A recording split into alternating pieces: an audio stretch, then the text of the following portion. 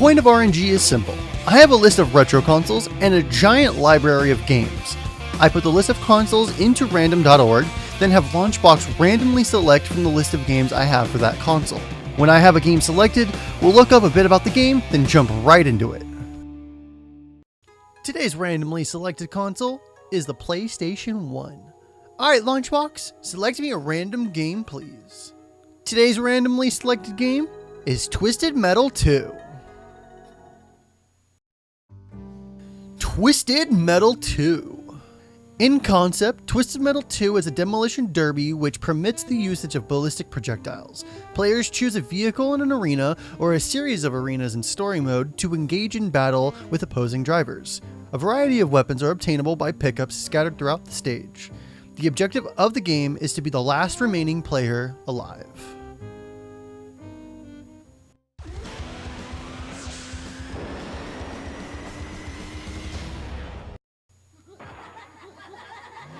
Wow, okay, that's a very 90s intro, isn't it? Alrighty then, let's just jump straight into it.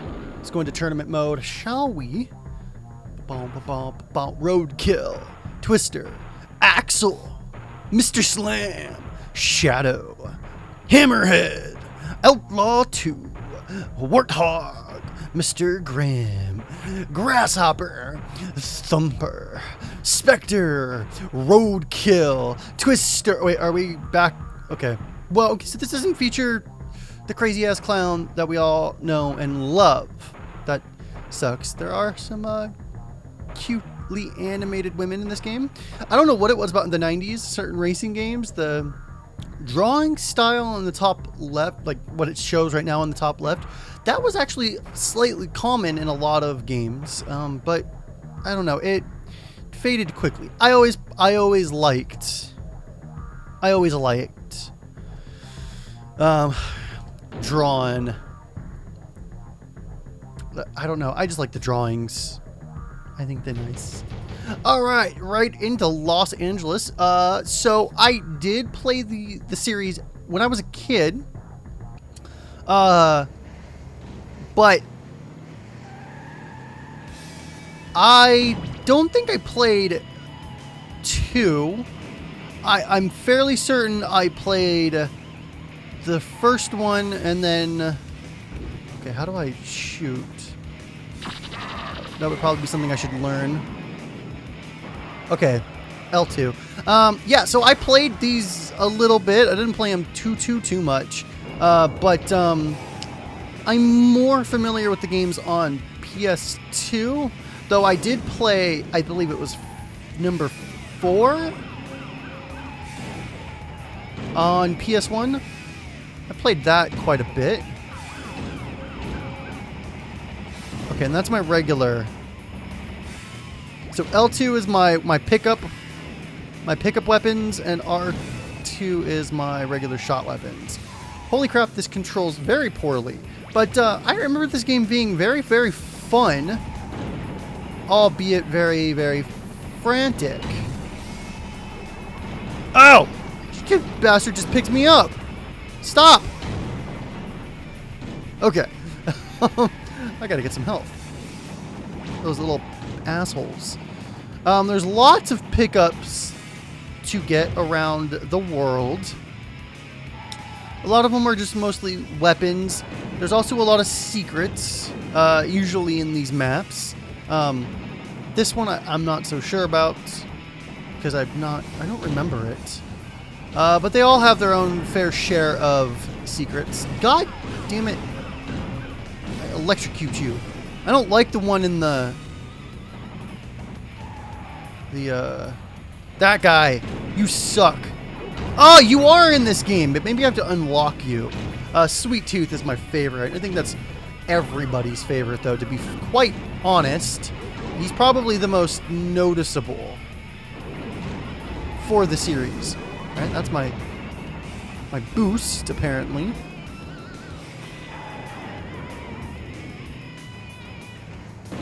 Sorry if I'm going in and out.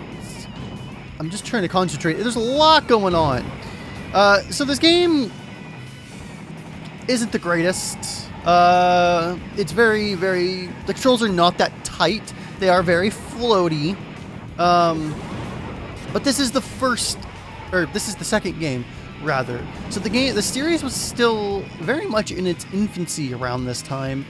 And I want to say that it did what it wanted to do. It achieved its initial goal, which was to make a party game. A vehicular combat game that was fun to play with your friends. I don't think that this ever got to be 4-player because the PlayStation 1 does have a multi-tab, but not many games utilize it. There are some games that utilize it, and I don't remember if this is one of them. The later ones, if I recall, do support up to 4 people, but it's also very hard to remember. They may not, but it was really fun. I don't think I ever really played this with a friend, but if I had friends, that's really sad now that I'm actually saying it out loud. I didn't have many friends as a kid. Some of you were probably in the same boat with me, which is fine. We didn't need a bunch of friends. I had some friends, but most of my friends were around school, so I don't even know if you would consider that being a friend, if all they do is talk to you when you're at school. But I had a couple of those, and around where I lived, I had some friends, but I didn't have too many. Leave me alone. So I played video games mostly alone when I was a kid. By the time I really was into this game, I did live with somebody who played video games. And me and him, we played a lot of video games together. This was one of them, or number 4 rather was one of them, which is why I believe I remember that one the most. But I also remember Twisted Metal Black. I don't remember how good it was. Well, there we go. I died.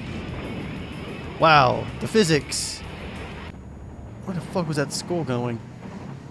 The physics in this game are just horrendous. The controls are horrible. I'm not even using the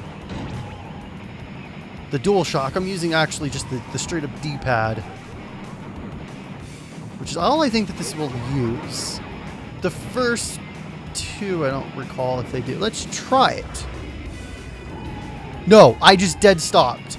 Okay, so this game cannot use the DualShock. Most games were, or rather, some games that were kind of on the cusp, but even if they didn't use the DualShock, you could still use the controller in DualShock mode.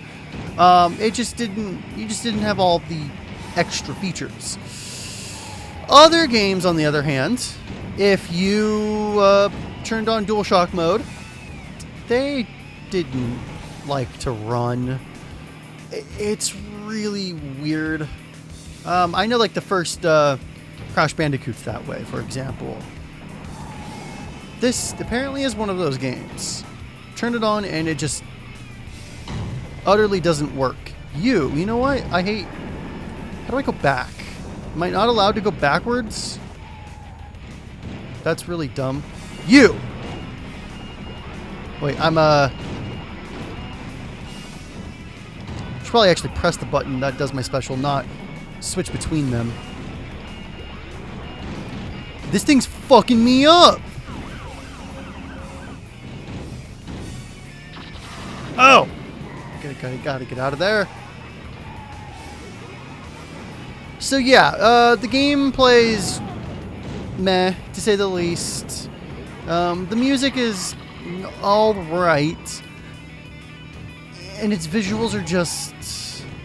I don't know. This was the era where people were taking experiments and playing around with different games. And I think that this was one of those titles. It wasn't the greatest. It wasn't the best. It tried to do a lot of cool things, but I definitely think that the later games in the series are better.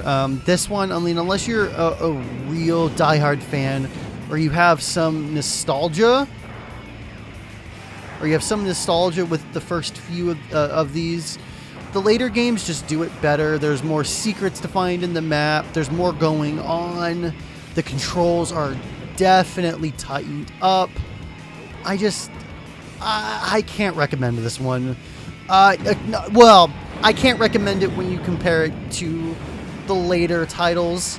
I mean, if you're a PS1 collector, or you really, really like Twisted Metal, or you have some nostalgia, there's nothing I can say that would not make you purchase this game. That would not make you find this game out there in the wild and pick it up. There's just not. But if you can find it for a couple bucks, pick it up. It's not a terrible game, and if you have some friends to play it with, I would assume that I could assume that you would have a lot of fun with it. It is a fun game, and granted, this is only one map. This is one map playing single player with AI. Other maps, I think, are a little bit better. In this game, there's one that I remember vividly, but I think it's in the later games. This is also one of those games where some of the maps will kind of come back in later iterations of the series, and they'll kind of revamp them or revitalize them with, more tricks up their sleeve. Because I know in some of the later games on the PS1, they were definitely able to do some really cool things with the series. But early on, it doesn't even use the DualShock. So early on, for a racing game, God, that DualShock means a whole hell of a lot. And I think that's what is partly to blame in this case for the controls. No DualShock support whatsoever. And that's kind of sad, but there's not much you can do about it. But guys, I think it's pretty clear and cut and dry what my feelings are on this game.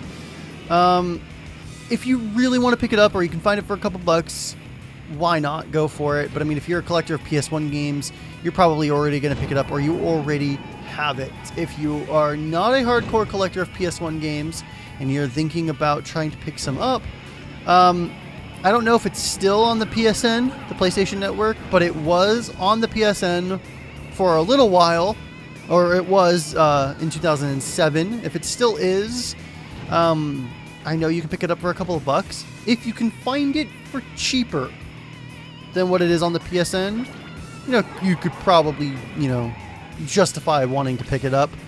Otherwise, skip out for the later titles that have better controls, better maps, bigger maps, more AI, or better AI.